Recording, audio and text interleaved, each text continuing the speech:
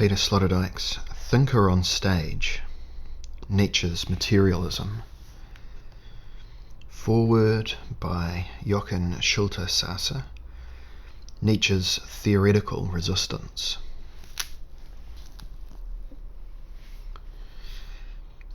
At first glance, Sloterdijk's book merely offers a rereading of Nietzsche's The Birth of Tragedy Out of the Spirit of Music, 1871. However, since the author takes the text to be one of the basic central texts of modernity, his reading quickly reaches a point where it goes beyond being solely a commentary on Nietzsche's early treatise.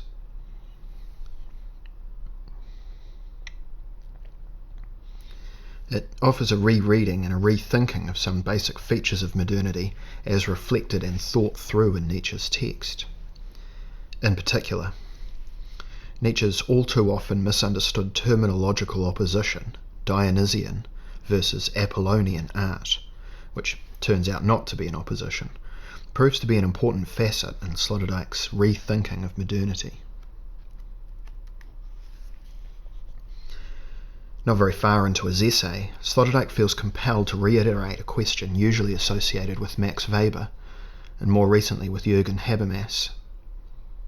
Quote, "Has not the division of the labour of talent that characterises our time led to the tendential opposition of the psychic attitudes that capacitate scientifically oriented knowledge to the expression of the self, while those that accommodate self-expression betray a propensity that is hostile to knowledge? Are not the cults of science and aesthetics the prototypal complementary idiots of modernity?" End quote. The Weberian Habermasian answers to these questions are well known. Essentially, both Weber and Habermas, confirming the factual existence of the divisions induced by the process of modernisation, view these divisions as progress. They perceive the adversity of instrumental knowledge and aesthetic self-expression not as hostility, but as the result of a functional differentiation of social practices that should be evaluated positively, as long as each and every one of the functionally differentiated social practices does not overstep the boundaries of its range. Habermas accuses Nietzsche of doing precisely the latter, namely of elaborating upon strategies of intervention that, if widely adopted, would lead to a breakdown of the balanced system of functionally differentiated realms in modern societies. According to Habermas, Nietzsche's valorization of the Dionysian over the Apollonian is an early avant-la-lettre expression of the so-called postmodern project, which tries to rupture the delicate balance of the system of modernity. Within this system, whose organisational mode Weber and Habermas as cultural politicians set out to defend against the alleged opposition of intellectual subverters like Nietzsche, the other, of reason, is deferred to a delimited and relatively autonomous aesthetic realm. To be more precise, the aesthetic as the other of reason is made to eschew its radical otherness and turn itself into reason's supplement. Thus, when Habermas charges postmodernism with hypostatizing, quote, the aesthetic as the gate to the Dionysian, as the other of reason, end quote, he presupposes that the Dionysian, once integrated into the functional differentiation of modernity and delimited within its own subsystem, can be turned into a necessary complement of reason or rationality, thus stabilizing the overall structure of the system.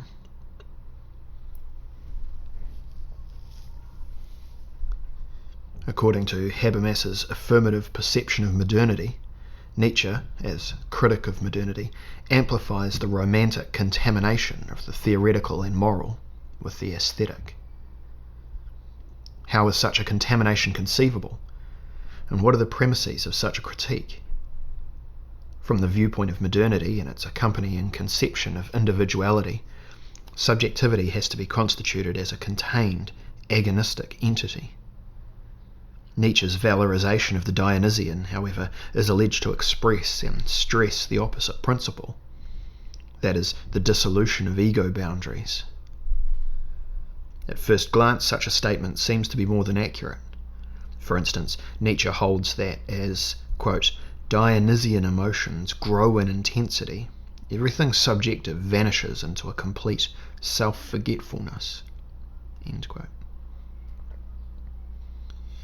In the state of Dionysian ego transgression, the agonistic individuality of competitive subjects is suspended in favour of, quote, a destruction of the principium individuationis, end quote. From a perspective affirming the social and psychic structures of modernity, the danger inherent in the Dionysian principle is apparent in any valorization of the Dionysian, even if the latter is delimited within the realm of art. That is to say, even if Dionysian reality is institutionally sealed off in aesthetic experience by a gulf of forgetting from the world of theoretical comprehension and moral activity, i.e. from everyday life, Dionysian art allows entry into the world of ecstasy. At the price of a painful undifferentiation or dissolution, Entgrenzung, of the individual, of an internal and external melting into amorphous nature.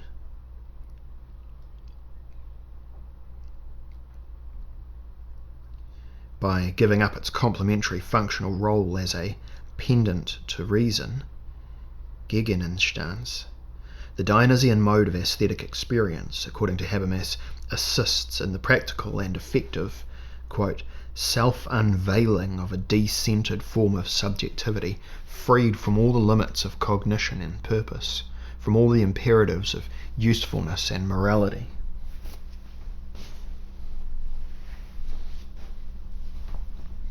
Habermas articulates anxieties that are widespread in contemporary Western cultures. He shares them with neoliberals and conservatives alike, fearing a dissolution of the psychic armour and moral centredness of Western individuality.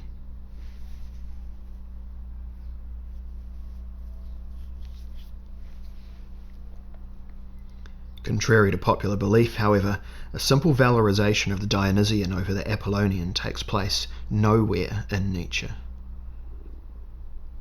As far as art is concerned, the Dionysian is always tamed, or at least contained through the irrevocable necessity of representing itself. Representation, however, is always already Apollonian in nature.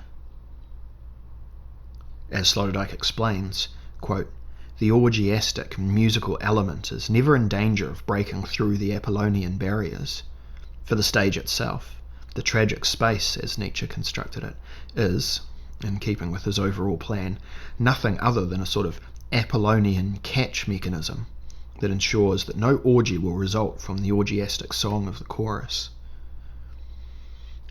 The music of the singing he-goats is a Dionysian paroxysm set apart in Apollonian quotation marks.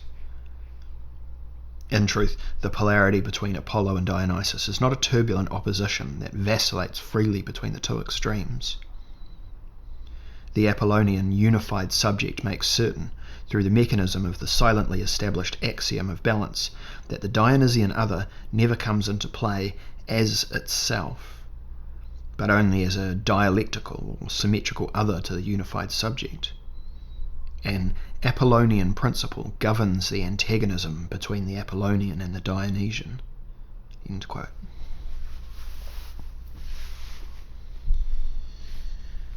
The modernist's view of Nietzsche's discussion of the Dionysian principle, marred as it is by anxieties of dissolution, overlooks the fact that Nietzsche set out to think a form of interventionist reflexivity, or reflexive resistance, that tries to attune itself to the fact that subjectivity is not constituted as a self-same entity in quote-unquote modernity. Nietzsche's thinking of the Dionysian has to be placed in the tradition that conceives of reflexive reason as a force able to resist the instrumentalization of reason and its influence on social interaction. However, Nietzsche does not, in the vein of the early Romantics for instance, place the subject as a unified epistemological centre opposite an object designed to be quote-unquote reflected, be the latter other subjects, society as a whole, or nature. Rather, he follows the traces of the process of modernization within subjectivity, and discovers in the process that resistance, if at all possible, has to begin by reflecting the split subjectivity of modern individuals.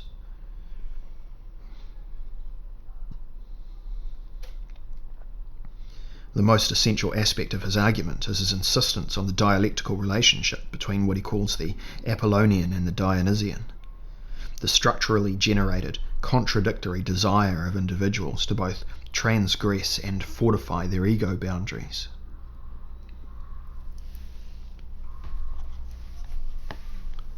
Paradoxically, the dialectical conception of this relationship leads Nietzsche to a much more cogent and conclusive understanding of the basic division of knowledge and self-expression in modernity than is possible within the framework of a sociology of modernity shaped by a fundamental acceptance of modernity's desired mode of social organization.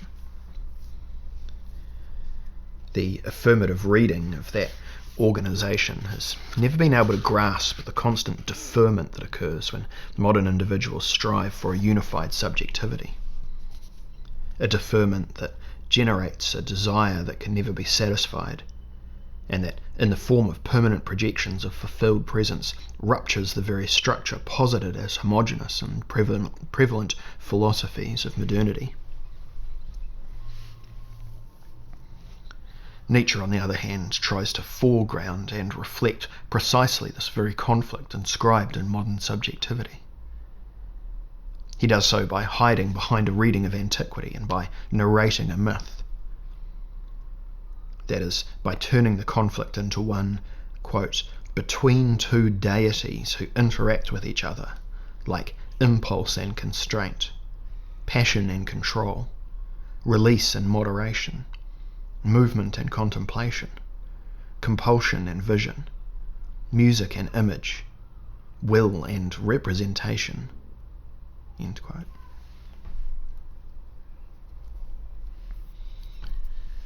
Social philosophies conceived in the Weberian Habermasian tradition labour to repress this conflict by detemporalizing the desire underlying the conflict, and by projecting or unfolding it spatially into different institutional realms.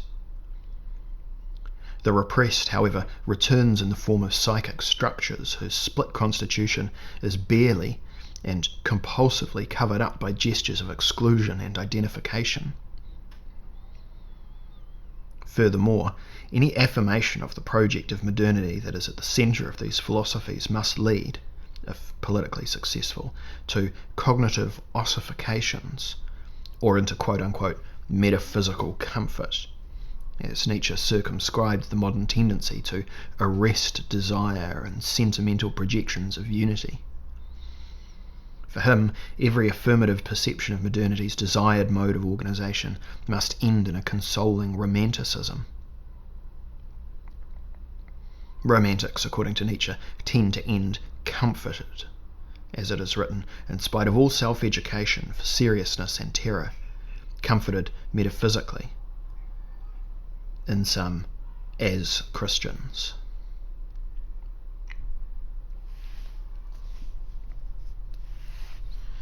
The tendency of an art integrated into the system of modernity is to comfort and to compensate for a lack experienced in other realms of social interaction. This tendency led Nietzsche to believe that the thrust of his argument cannot be understood by one who feels compelled to view modern history as progress. In his preface to Richard Wagner, with which he introduced his Birth of Tragedy, Nietzsche thus maintains that, quote, readers will find it offensive that an aesthetic problem should be taken so seriously, since they are unable to consider art more than a pleasant sideline, a readily dispensable tinkling of bells that accompanies the seriousness of life. End quote. Because of the structural appropriation of the aesthetic in modernity, Nietzsche attempts to rethink aesthetic culture as a culture of resistance. However, he never posits a different aesthetic culture.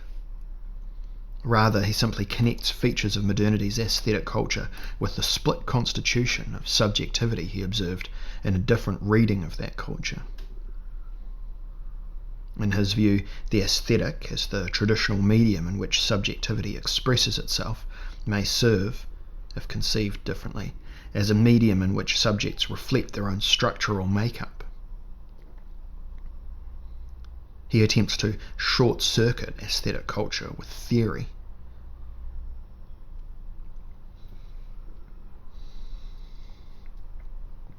The conception and institutionalization of autonomous art as comfort do not allow for a radical reflexivity.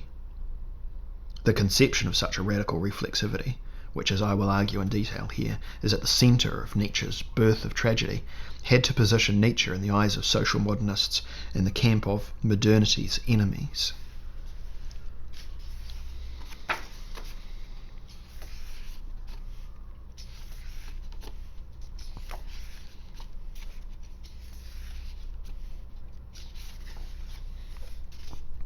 Nietzsche's, and Sloterdijk's, renewed effort to uncover the basic conflicts and tensions in modernity leads to a reassessment of the dialectic of enlightenment.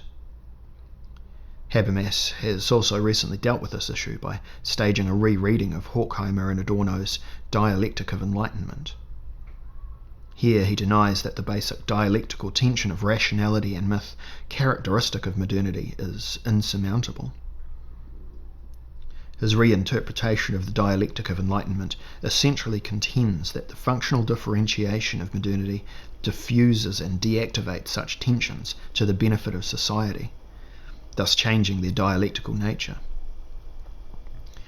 Sloterdijk, on the other hand, insists with Nietzsche that the Dialectic of Enlightenment may be repressed but never overcome. He tries to recuperate an all too often overlooked aspect of the project of enlightenment. The idea of an enlightenment that resists repression and stresses the necessity for a stage on which the drama of the conflict is portrayed and worked through. As stated earlier, the principle that governs the tension between the Apollonian and the Dionysian, and that guarantees the primacy of the former, is that of the necessity of representation or symbolization. What determines the nature of aesthetic representation in modernity most strongly is the fact that a mode of representation enlightened by the basic tension between the Dionysian and the Apollonian can no longer claim to be a mimetic one. Reader's note, mimetic here as in mimesis. A split subjectivity can even less be quote-unquote imitated, i.e. objectively portrayed for an individual, than quote-unquote reality, since the relationship between subject and artist... Let me try that again without the parenthesis. A split subjectivity can even less be quote-unquote imitated than quote-unquote reality, since the relationship between subject and artistic object can no longer be one of an encounter with beauty. Rather, the artistic object serves as a mirror, in whose image the subject reflects his or her own constitution. A constitution that, by definition, cannot be quote-unquote had in a unified image. The existence of the tension between the Dionysian and the Apollonian forces aesthetic representations to incorporate into their being a reflection upon their non-spatial and non-temporal relationship. Quote, thus, Apollo is the calculating subject who enters into a daring game with his own dissolution. End quote. Since a reflection, in the medium of the aesthetic, on the nature of this contradictory relationship introduces the only possibility of initiating awareness of the strictures of the system, Nietzsche can contend, in Sloterdijk's words, that through the, quote, elevation into the symbolic, the world becomes more than it was. The substitution is superior to what it replaces. What has arisen from the original surpasses it. End quote. It should be obvious at this point that Sloterdijk reads Nietzsche as Lyotard reads Kant. The Dionysian and the sublime are both unrepresentable, at least not without being quote-unquote contaminated, essentially changed by representation. Lyotard's notion of the sublime, although never mentioned by Sloterdijk, seems to be an important point of reference in Sloterdijk's discourse, for both Lyotard in his reading of Kant and Sloterdijk in his reading of Nietzsche emphasise the impossibility of symbolically representing an other space that is located outside reality. A representation that would enable us, by making a thinking of otherness possible, to intervene in reality. As a result, both Lyotard and Sloterdijk are concerned with the possibility of resistance after it has been acknowledged once and for all that it is impossible to represent a utopia. The belief in the possibility of such representations moved, as one will recall, the Enlightenment to hope that individuals and society, with the help of such representations, and through rational debates and actions based on such debates, can be led to a better future.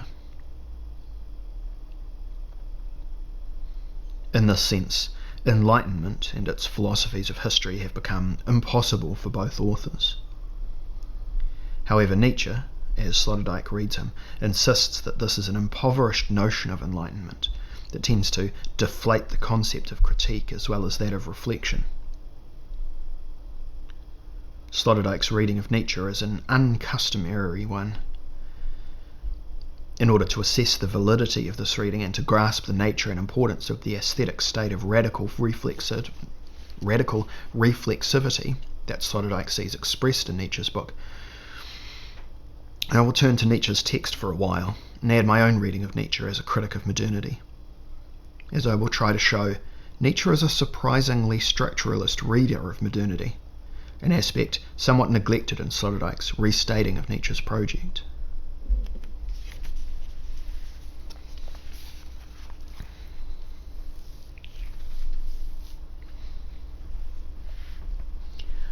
I already indicated that Nietzsche's reading of modernity, taken as a practice of structuralistic analysis, hides itself behind two rhetorical devices.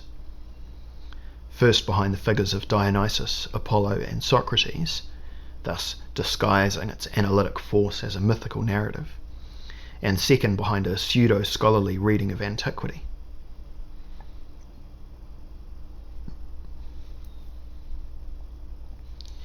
At first glance, Socrates' attitude towards Dionysus seems designed to illustrate and narrate the relationship between the functionally differentiated realms of the moral, political, and technological, on the one hand, and the aesthetic on the other. Seen as a one-dimensional tension between two structurally unfolded realms, the aesthetic and the theoretical complement each other. The longing for ego transgression is thus the product of a structural factor. Quote, "The idyllic shepherd of modern man is merely a counterfeit of the sum of cultural illusions that are allegedly nature." End quote. Idyllic scenes address, quote, "the abstract man untutored by myth," end quote, and burdened by, quote, "abstract education, abstract morality, abstract law, the abstract state," end quote. They are an expression of the, quote, diversion-craven luxuriousness of modern individuals, end quote. Speaking about the opera, which he sees as the, quote, unquote, thoroughly modern variety of art, Nietzsche maintains that modern, quote, art responds to a powerful need, but it is a non-aesthetic need, the yearning for the idyllic, the faith in the primordial existence of the artistic and good man, end quote. In light of his appraisal of the opera as the paradigmatic genre of compensatory art, he calls the historical emergence of opera, seemingly contradicting his earlier reading of Socrates as the paradigmatic figure of theoretical culture, quote unquote, the birth of the theoretical man. Yet Nietzsche is never interested in following a chronology, or telling a history, since every story is necessarily tangled in a non-dialectical notion of enlightenment. Both Socrates and the opera are mere figures in whose images he strives to understand a structure, without falling into the trap of a linear, diachronic and synchronic thinking. Quote, "The theoretical man incapable of art creates for himself a kind of art precisely because he is the inartistic man as such," end quote. Thus compensating for the one-sidedness of his theoretical existence. Like opera, the features of a compensatory art, quote, "do not by any means exhibit the elegiac sorrow of an eternal loss, but rather the cheerfulness of eternal discovery, the comfortable delight in an idyllic reality, which one can at least always imagine as real," end quote.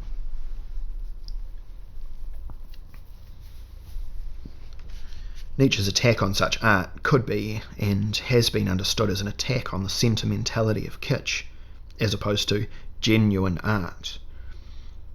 Such a reading would not do justice to Nietzsche's argument. On the contrary, it would completely remain within the framework of modern theoretical culture, thus allying and implicating itself with that culture.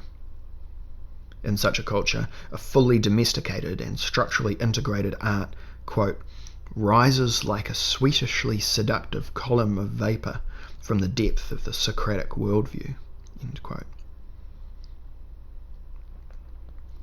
When Nietzsche contends that such a perception of art lies, quote, "entirely outside of the aesthetic province, since it is being stolen over from a half-moral sphere into the artistic domain," end quote, he accurately refers to the aestheticization of morality that had been taking place since the early 18th century, and that found its earliest expressions in writers like Shaftesbury. In this tradition, quote-unquote, sympathy, a concept that was from the first decade of the 18th century to the 1780s undoubtedly the most important aesthetic category, could serve as an aesthetic notion stripped of its Dionysian dimension.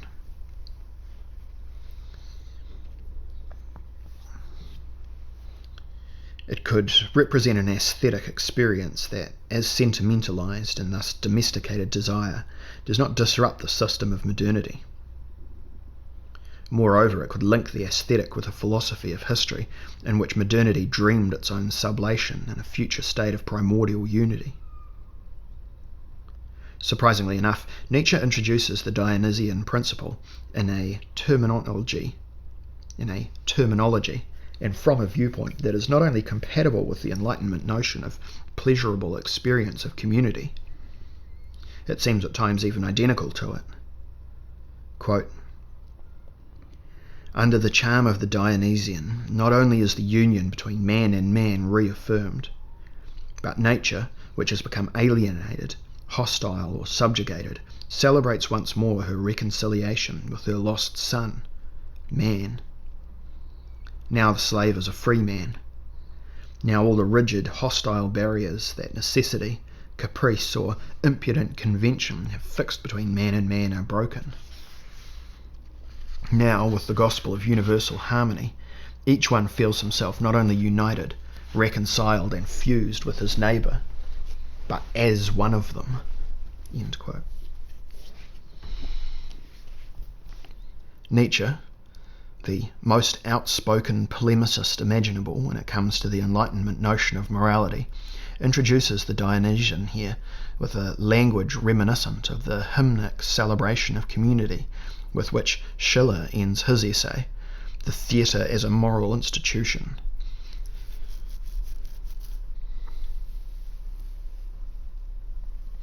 These initial similarities can be stretched even further, for Nietzsche's description of the Dionysian is also compatible with the enlightened or modern perception of the aesthetic as compensatory.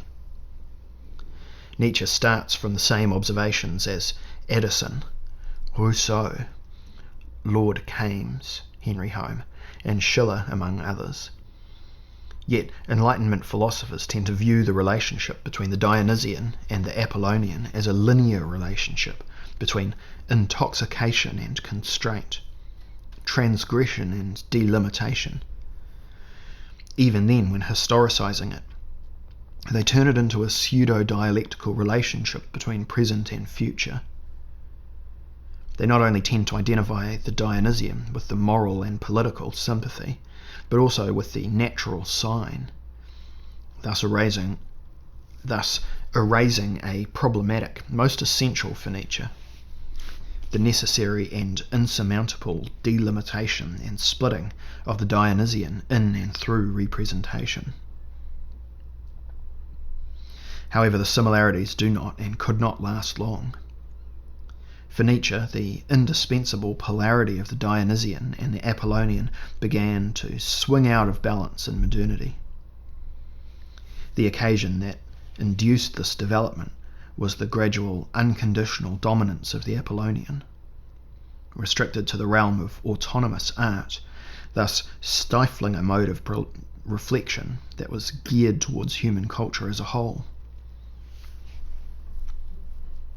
The Dionysian, only simmering in art from afar, is, through the rhetorical strategies of aesthetic ideology, ceaselessly repressed by the constant affirmation of a newly differentiated and separated aesthetic realm. For Nietzsche, human culture has, ever since Socrates, been marked by what can be called a Dionysus oblivion. Therefore, no matter to what extent the concept of the Dionysian is seen in the tradition of aesthetic ego-transgressions since the Enlightenment, Nietzsche vehemently opposes the Enlightenment's aspirations to transform and project the quote-unquote mysterious primordial unity into a historico-philosophical state that can be anticipated by quote-unquote enlightened intellectuals. He brands the transformation of the Dionysian into a historico-philosophical projection as an unfounded, structurally motivated optimism, quote, which, having once penetrated tragedy, must gradually overgrow its Dionysian regions and impel it necessarily to self-destruction, to the death leap into the bourgeois drama, end quote.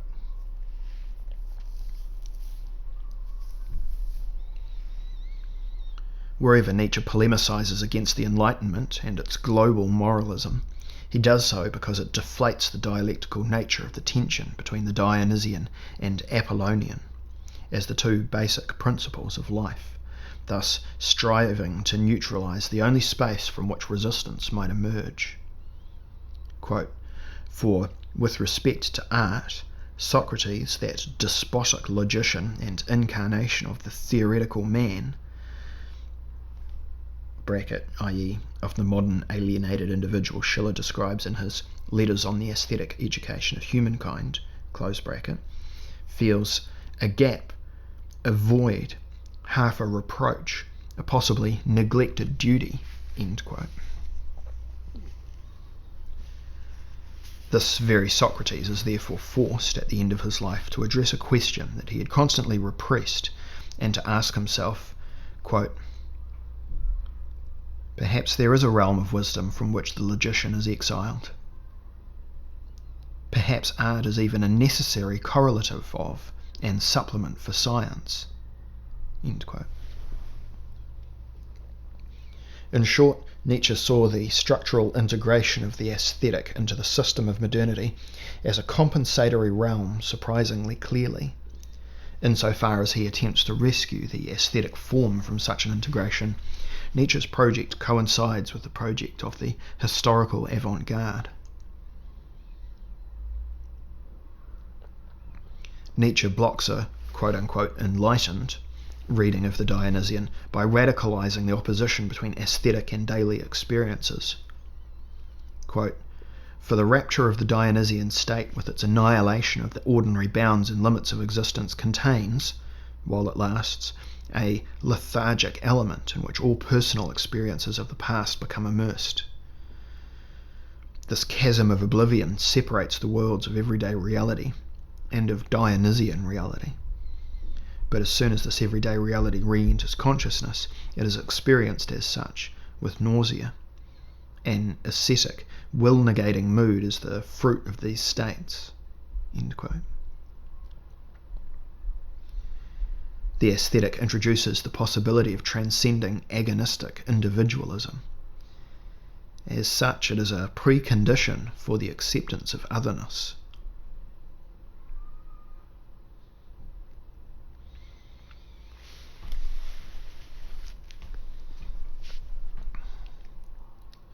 Unlike the avant-garde, Nietzsche employs myths in order to understand the necessity for myths. He narrates myths in order to illuminate the non-mythical, par excellence, social structures. The myth of the destruction of tragedy represents the functional integration of art as compensatory.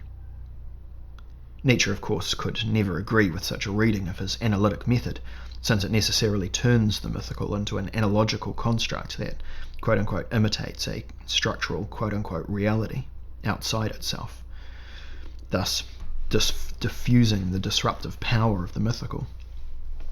For if, quote, our understanding is to content itself with the perception of analogies between history and society on the one hand and myth on the other, then we are reduced to a frame of mind which makes impossible any reception of the mythical, for the myth wants to be experienced vividly as a unique example of a universality and truth that gaze into the infinite.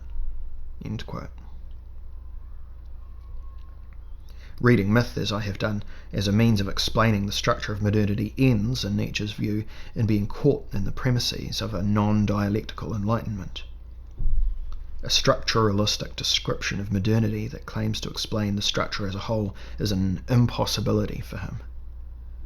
The gap between the theoretical and the tragic can neither be comprehended scientifically nor deactivated.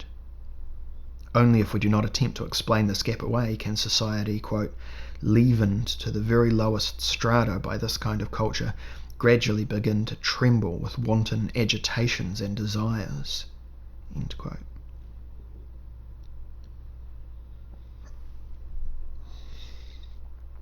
However, Nietzsche's inclination to avoid a structuralistic understanding of his own reading of modernity is, as I will argue later, based on the premise that a redefined aesthetic has to be kept from being contaminated by a social structure that remains, quote-unquote, outside, and by discourses implicated by that structure. The analysis itself has to be turned into an aesthetic phenomenon. This assumes, I would like to suggest, a problematic distinction between discursive genres. If one reconceives the same project as a strategy that can be employed within a theoretical discourse, Nietzsche's reluctance to employ means other than myth might turn out to be an unfounded epistemological precaution. Nietzsche's reluctance to employ means other than myth might turn out to be an unfounded epistemological precaution. Nietzsche's essay displays an acute understanding of both the indispensable function and problematic status of representation. Viewing the, quote, impulse which calls art into being as the complement and consummation of existence, a transfiguring mirror, end quote, he conceives of the sign as a necessary complement to existence, since only in the mirror of the sign can humans free themselves reflectively from strictures inscribed upon their existence. Nietzsche's conception of the mythical or aesthetic sign as mirror has to be read as a political gesture of resistance. The sign, necessarily confining that which it signifies, is per definition of an Apollonian nature. By stressing the Apollonian nature of representation, Nietzsche insists on the necessity of delimitation. He even insists on the necessity of agonistic interaction. Quote, for Apollo wants to grant repose to individual beings precisely by drawing boundaries between them, and by again and again calling these to mind as the most sacred laws of the world, with his demands for self-knowledge and measure. End quote. Self-knowledge and measure, however, cannot be attained in the self-same fashion of mirrorless reflection. Nietzsche cloaks his epistemological and methodological reflections on the problematic status of analytic rationality in a mythical narrative. Thus he expresses the status of mythical figures prerequisite to cognition in the figure of Socrates, whose image serves as a mirror in which Nietzsche can unfold his methodological self-reflexivity. If the Greeks had wanted to erase the influence of Socrates, Nietzsche maintains they should have exiled him. The living, but geographically removed Socrates could not have served as a sign, or, from the hindsight of a culture of the spectacle, one might contend, at least not before the advent of mass communication. However, the quote-unquote dying Socrates, being turned into an image through his death, quote, became the new ideal never seen before, and Greek youths prostrated themselves, quote, before this image, end quote. Quote, hence the image of the dying Socrates as the human being whom knowledge and reasons have liberated from the fear of death is the emblem that, above the entrance gate of science, reminds all of its mission, namely, to make existence appear comprehensible and thus justified. And if reasons do not suffice, myth has to come to their aid in the end, myth which I have just called the necessary consequence, indeed the purpose of science. End quote. Nietzsche argues repeatedly for a twofold necessity of myth. The image of the dying Socrates is a mythical representation that strengthens the realm of science. Only in the image of its mythical representation can science sustain itself as a delimited unit. Myth is a prerequisite for delimitations. The mythical image as mirror is the principium individuationis. In addition to such an internal mythical supplement, scientific or theoretical thinking needs an external complement, the Dionysian, tamed by its artistic representation.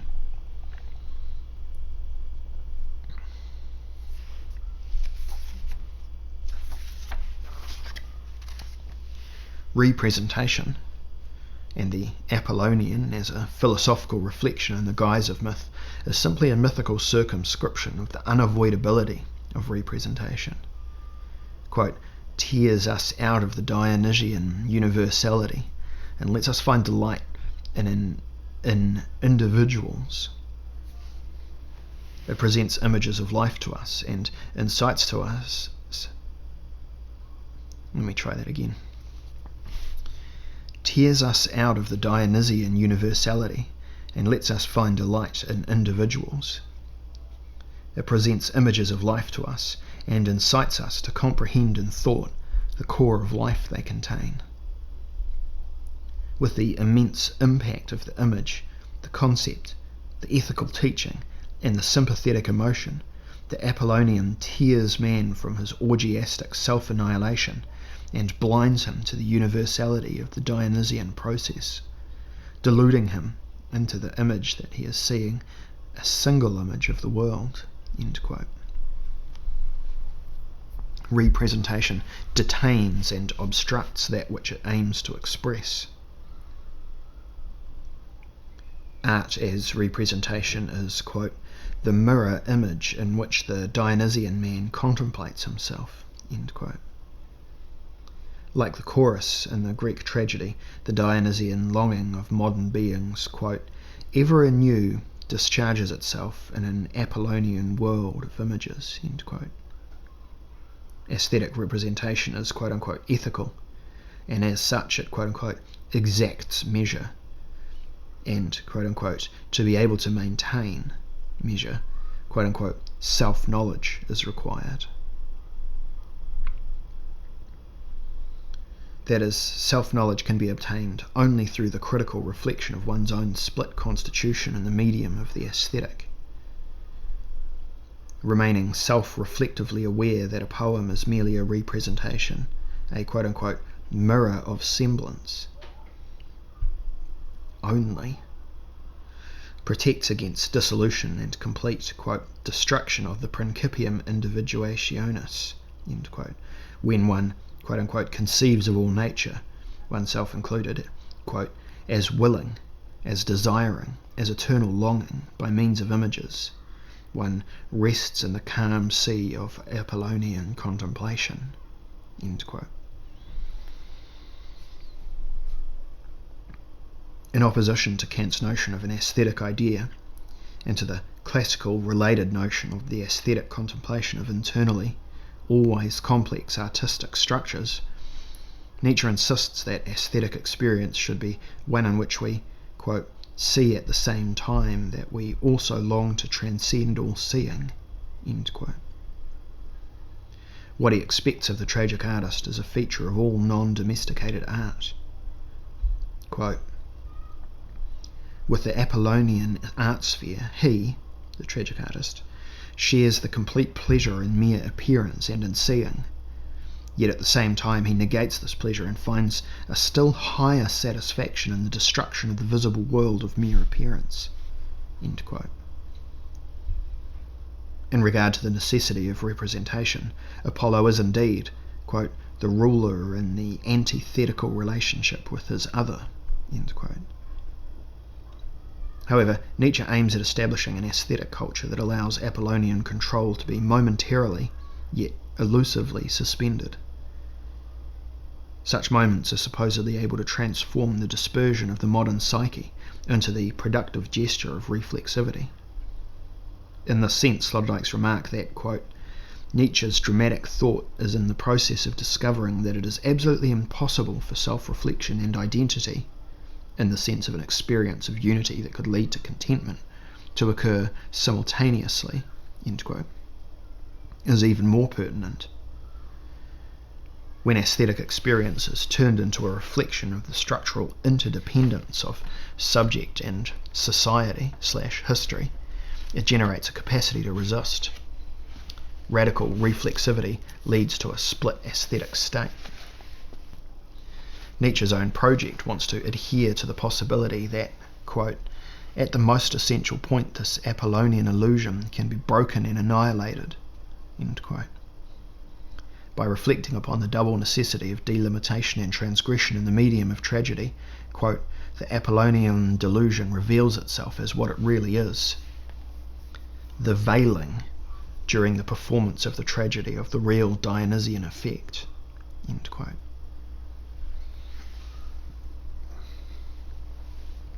Through such a reflection, we force, quote, the Apollonian drama into a sphere where it begins to speak with Dionysian wisdom, and even denies itself and its Apollonian visibility, end quote. Again, Nietzsche's dream turns out to be the dream of avant-garde art, namely that art might be employed to sublate its representational nature and to open up a space of structural independence. In this sense, Nietzsche's statement that, quote, Dionysus speaks the language of Apollo, and Apollo finally the language of Dionysus, end quote, is the poetic veiling of a culture revolutionary dream.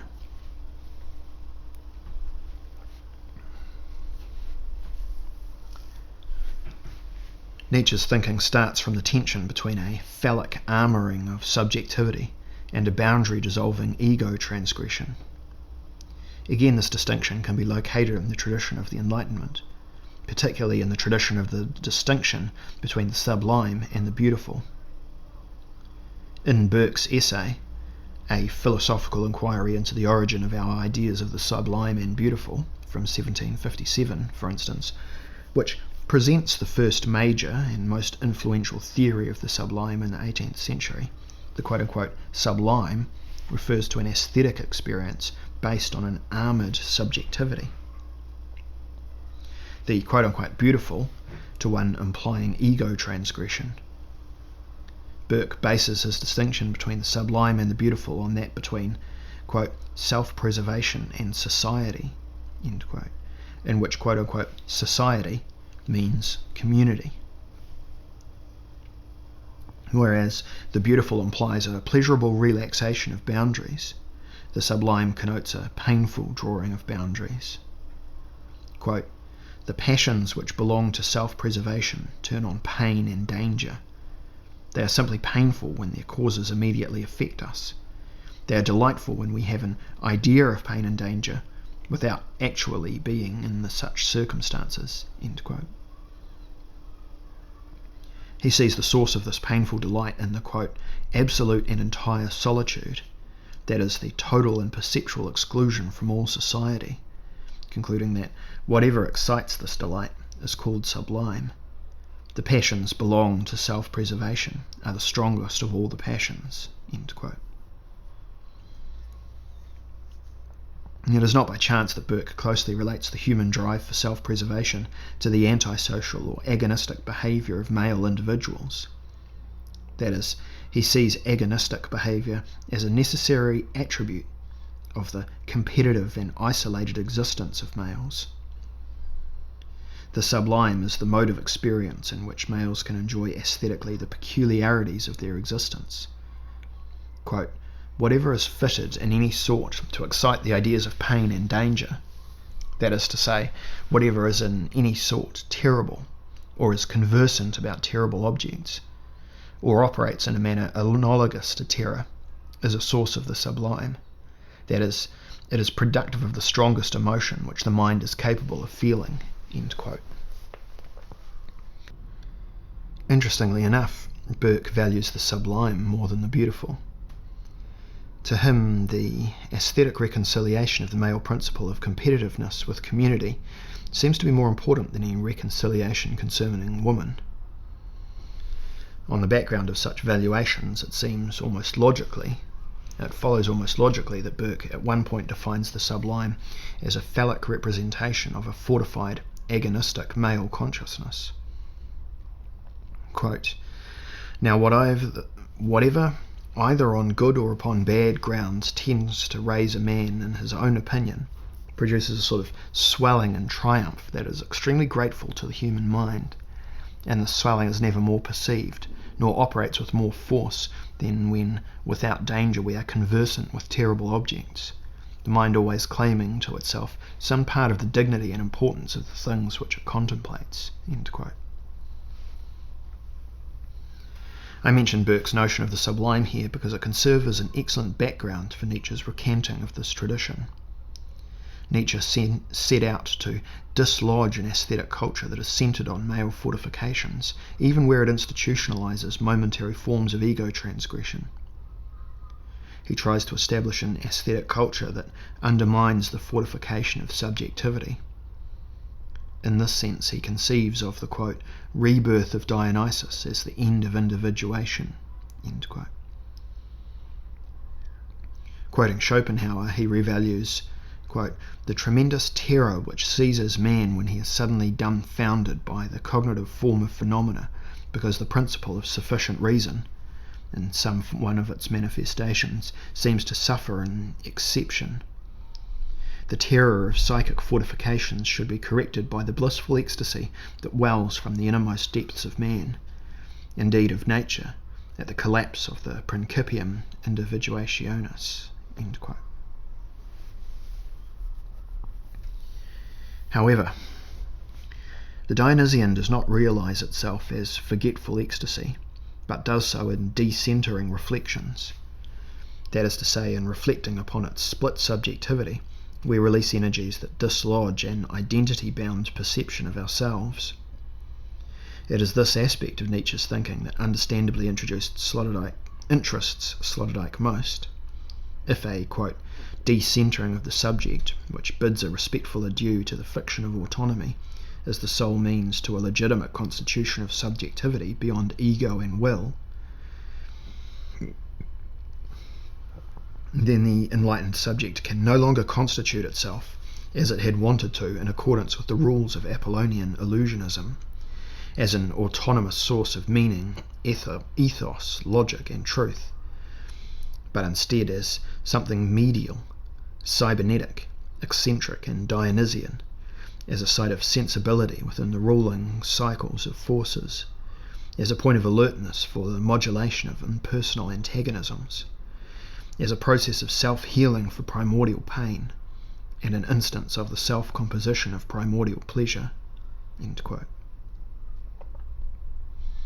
An aesthetic culture conceived as the site of such a decentering of subjectivity is incompatible with the aesthetic culture of modernity, which functions as an imaginary projection of the fulfillment of our dreams, be they personal or historico-philosophical. Nietzsche's and Sloterdijk's readings of modernity's aesthetic culture are relevant to a number of current debates in the United States. To name just one, they are closely connected to crucial readings of narrative culture suggested by critics like Hayden White, in arguing, quote, that narrative in general, from the folktale to the novel, from the annals to the fully realised history, has to do with the topics of law, legitimacy, legality, or even more generally, authority, end quote. White, for instance, holds that the narrativizing of events has nothing to do with an understanding of reality, but is determined by a human desire to achieve a masterful, dominating position vis-a-vis external events, which in turn will allow the cognizing subject to conceive of his or her own ego as a knowledgeable, closed-off identity. The constant attempts by human beings to arrest meaning in ideological discourses, and thus to interpret the texts of the world as transparent meanings, is here viewed as the result of our anxieties that we may lose our identities. Falling into the other extreme, humans tend to fortify themselves as centered identities that enter communicative interactions as contests. As in the Greek competition, the agonia, the participants in communicative struggles are necessarily interested in boosting their identities, not only by winning in their struggle against each other, but, and this is supposedly the unstable, unsublatable presupposition of the agonistic character of human communication, by winning in the struggle against the perpetually mobile structure of language as well. Both the figurativeness of language and the structural dispersal of subjectivity lead to a need to safeguard human identity from what might become a dangerous vertigo. The result of this need to protect human identity is a return to a one-sidedly rational methodology based on the epistemological premise of absolute knowledge, the primacy of consciousness, the self-evidence of binary opposition, the priority of identity, unity and homogeneity over difference, alterity and heterogeneity. Such considerations are closely related to concerns that any, quote, value attached to narrativity in the representation of real events arises out of a desire to have real events display the coherence, integrity, fullness and closure of an image of life that is, and can only be, imaginary, end quote. White suggests, in the words of the volume's editor, that, quote, narrativity as such tends to support orthodox and politically conservative social conditions, and that the revolt against narrativity in modern historiography and literature is a revolt against the authority of the social system, end quote. The issues raised by White are, in the face of neoconservative and fundamentalist attempts at reviving cultural politics, that are more suited to the erection of strong superegos, indeed seminal. Totalizing narratives which have a closed ideological structure, unfolding in a narrative action from an ideologically distinct starting point to an equally distinct goal, are the equivalent of a centered subjectivity. They function within the system of modernity as lightning rods and points of identification for a desire to achieve a unified identity, a desire generated by a split subjectivity. The narrative of ideological closure that assumes the possibility of, quote, a point of view from which the whole can be comprehended, a position therefore that must be essentially detached from and outside of what it seeks to contemplate, end quote, is, to return to Nietzsche's terminology, the objectification of the, quote, Apollonian illusionism, end quote, that the subject can be, quote, an autonomous source of meaning, ethos, logic and truth, end quote. The fluctuation in aesthetic experience between Apollonian and Dionysian readings is far removed from a cognition or knowledge of an aesthetic object. It has nothing to do with the, quote, acquisition of information about an object, so that our subjecthood is defined in the cognition of objects, be they things, ideas, or other human beings, end quote. The only way to suspend the diffusing effect of the institutionalization of autonomous art as a means of compensation might lie in the radical reflexivity unfolded in Nietzsche's project. According to Nietzsche, disarming humans of polemical identities should be modernity's most urgent project. It is here where Sloterdijk can connect his reading of Nietzsche's Birth of Tragedy as a fundamental text of modernity with his own project as developed in the Critique of Cynical Reason, where he maintains that in order to survive, we will have to disidentify ourselves from everything that arms itself. The price for surviving in tomorrow's society might have to be paid in a psychic currency, or not at all. We might have to give up the security of all local identifications, such as jingoistic patriotism, that we achieve only at the cost of repressing alterity. Whatever fortifies itself in order to remain what it imagines itself to be might dig its own grave. In Nietzsche's view, the disarmament can be realized only as an aesthetic project, at least if and when an aesthetic culture can be established that releases the radical potential of a dialectic between the Apollonian and Dionysian dimension of art.